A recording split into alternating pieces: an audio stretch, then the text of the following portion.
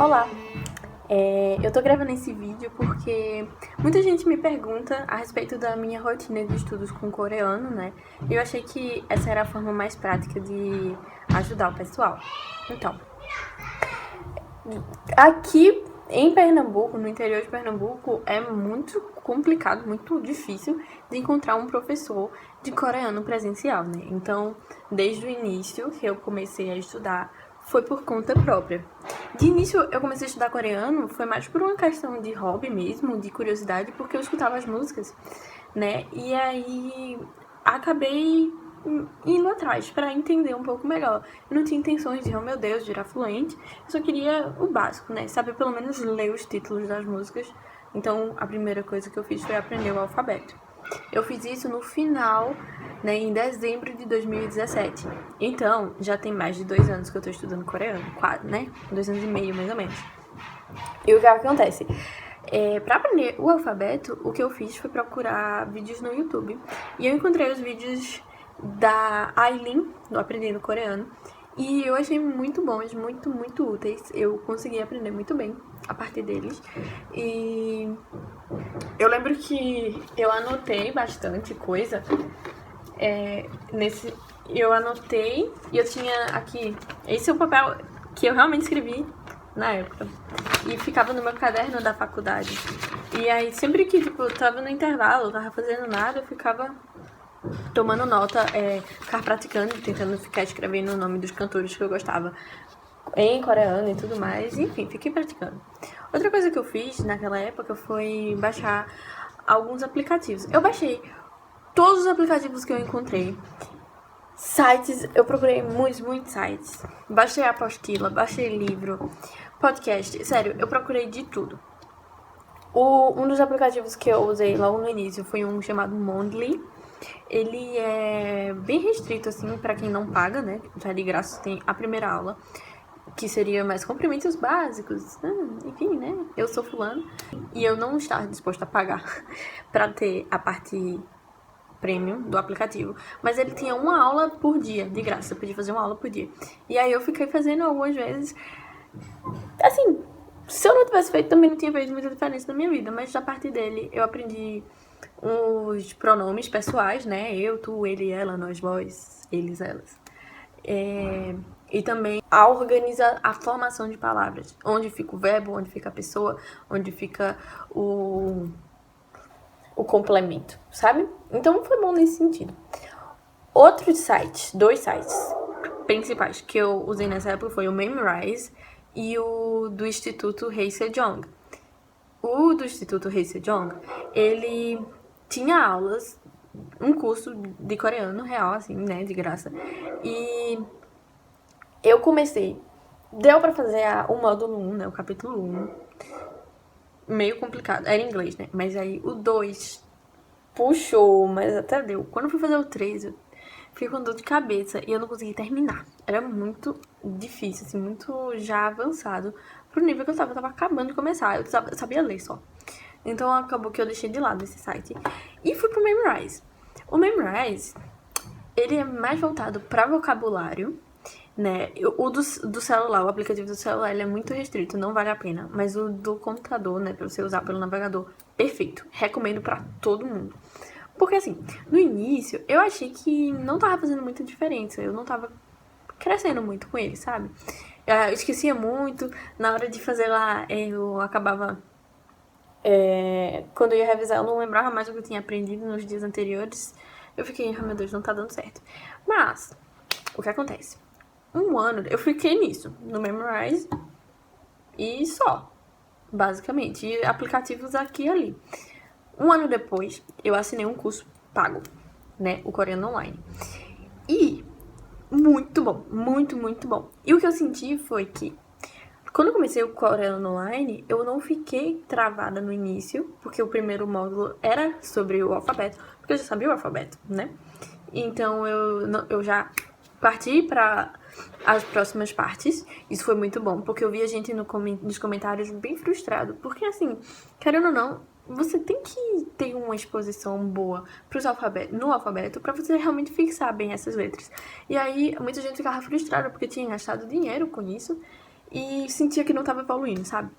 Então, a minha dica pra quem tá aprendendo uma língua muito diferente, que até mesmo o sistema de escrita é diferente, seja o russo, o japonês, o árabe, o coreano, o interessante é que você realmente comece pelo alfabeto e tenha uma base boa nele, né? Já domine ele bem pra poder seguir para o resto, certo? E aí é isso, eu pulei não pulei o alfabeto, eu revisei. E foi muito bom, porque nesse curso pago ele tinha várias coisas extras, tinha umas dicas, umas exceções de pronúncia que no curso básico que eu vi só na playlist do YouTube não detalhava tão bem assim, sabe? Então foi bom, porque o curso pago ele com certeza é mais completo, mas ao mesmo tempo eu já tinha uma base boa. Então eu sempre recomendo, se você está disposto para pagar alguma coisa, pagar um curso, tenta ter uma base antes, com o que você conseguir, de graça, porque você rende mais. Você não fica travado e frustrado, porque não tá avançando e se sentindo mal porque você gastou dinheiro com aquilo, sabe? No coreano, outra coisa que eu senti no coreano online é que muitas palavras ou terminações, conjugações, eu sabia, eu já conhecia do Memrise. No Memrise ele não explicava, então eu só sabia, por exemplo, 갑시다. 갑시다 era vamos, let's go. E aí eu sabia isso, mas eu não sabia a explicação. E aí quando foi no coreano online eu aprendi que pshida seria a terminação que a gente coloca junto de um verbo para convidar, né, mais no imperativo, para chamar alguém para fazer aquilo com você. Então, como eu já tinha na minha cabeça há mais de ano gravado 갑시다, let's go, ficou mais fácil, até para lembrar como que eu conjugo outros verbos. Então, 먹시다, vamos comer, 합시다, vamos fazer, let's do it, e assim por diante. Então, assim, eu recomendo muito isso, mas foi o que funcionou comigo. Fora isso, eu escuto podcasts, não com muita frequência, mas, por exemplo, quando eu tô viajando, quando eu tô no ônibus indo pra faculdade, quando eu tô fazendo faxina, às vezes quando eu tô cozinhando, eu coloco podcasts de pessoas ensinando coreano. Os dois que eu mais uso é o do próprio coreano online, do curso que eu comprei, né? Ou do Talk to Me in Korean. Eles dois são muito bons. Mas eu acredito que para outras línguas também existam podcasts desse gênero, né? Desse tipo. E outra coisa que eu gosto de fazer é porque eu escuto muita música, né? Então eu gosto de escrever letra de música. E aí eu coloco em coreano e embaixo em inglês. E eu marco com a mesma cor a tradução, sabe? Isso é muito bom pra mim, pra eu ir exercitando. Eu não costumo procurar a tradução dessas palavras. Eu só marco, acho que eu já sei mesmo. E, assim, eu tentei vários outros sites que não... Eu acabei não optando por continuar, né? Eu usei o Quizlet, é muito bom. Eu baixei o Hello Talk pra ver se eu conversava com nativos da língua que eu tava tentando aprender, mas eu sou péssima pra manter conversa com estrangeiros que eu não conheço, assim, enfim, não fluía. Deixa pra lá.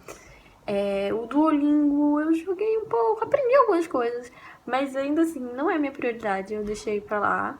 Talvez eu volte a usar depois, mas eu meio que assim, depois de 2 anos tentando aprender sozinha, eu consegui encontrar a maneira que eu funciono pra estudar sozinha, sabe? E hoje em dia eu vejo que funciona muito bem.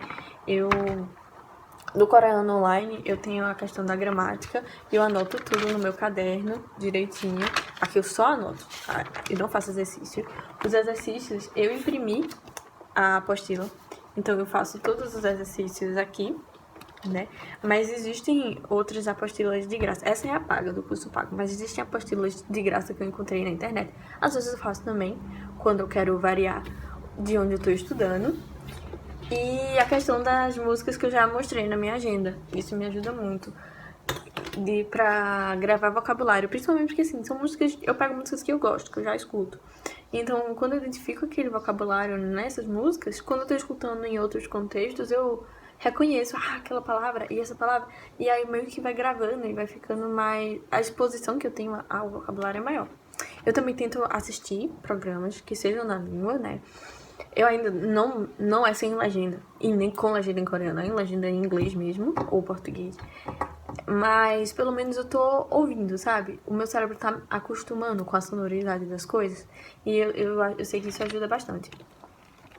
E assim, minha técnica é essa. Eu acho que se você realmente tá disposto a aprender uma língua nova, Você não pode se prender a uma coisa só e nem tentar uma, se não der certo, desistir. Você tem que tentar as várias formas possíveis.